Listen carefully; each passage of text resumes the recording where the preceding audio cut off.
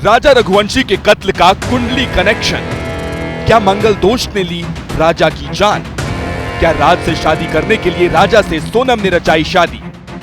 हर गुजरते वक्त के साथ राजा की मर्डर थ्योरी में नए खुलासे होते जा रहे हैं। अब एक तो नहीं, तीन चेहरे बता रहे हैं मंगल दोष की कहानी।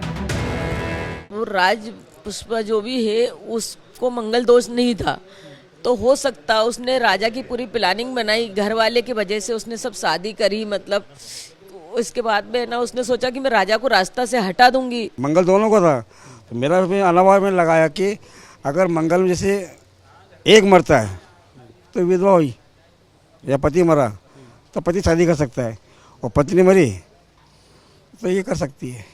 एक मंगल हटा दिया, अब वो शादी कर सकती है। राहु इनका 12वें घर में है और राहु के कारण ये सब क्रियाएं होती हैं, है ना। तो राहु जो है अभी इनके 12वें घर में है और इनको मंगल भी था दोनों को, है ना। तो उस हिसाब से इनके प्रश्न कुंडली में जो निकल रहा है कि इनका पारिवारिक जीवन, दाम्पत्य जीवन में कुछ ना कुछ विघ्न बाधा आ सकती है। राजा की मां ने दावा किया है कि सोनम की कुंडली में मंगल दोष था। मंगल दोष मिटाने के लिए राजा से शादी की। शादी के बाद राजा को मारने की साजिश की। प्रेमी से शादी के लिए मेरे बेटे को मार डाला। राजा के पिता ने बताया कि कैसे दोनों की कुंडली में मंगल दोष था, जिसे दूर करने के लिए राजा और सोनम के परिवार मिले। फोन पर बात हुई और फिर शादी तय हुई थी। आपकी समाज हो या मेरी समाज हो, तो वो क्या पुस्तकें बनती हैं।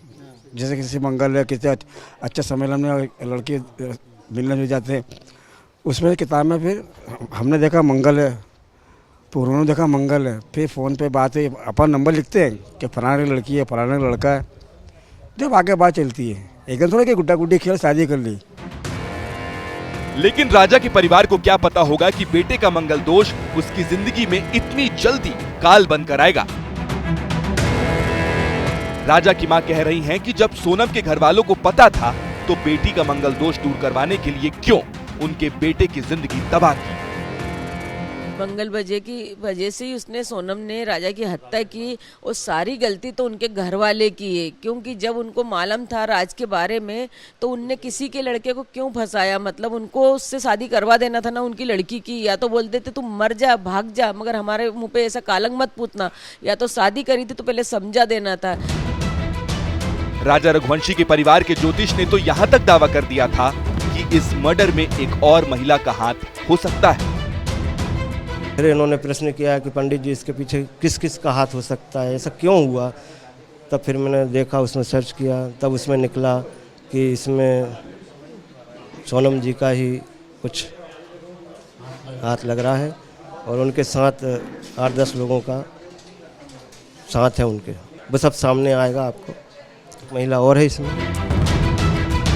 कुंडली से लेकर तंत्र मंत्र तक हर तरफ एक साजिश का पन्ना पलट रहा है। राज से शादी करने के लिए, अपना मंगल दोष दूर करने के लिए, राज की जिंदगी बचाने के लिए सोनम ने ये खूनी खेल खेला ताकि राजा को रास्ते से हटाकर वो अपनी जिंदगी आराम से जी सके। लेकिन ये हो ना सका। अब सोनम सलाखों के पीछे है और हर साजिश की कहानी खुलती जा रही है।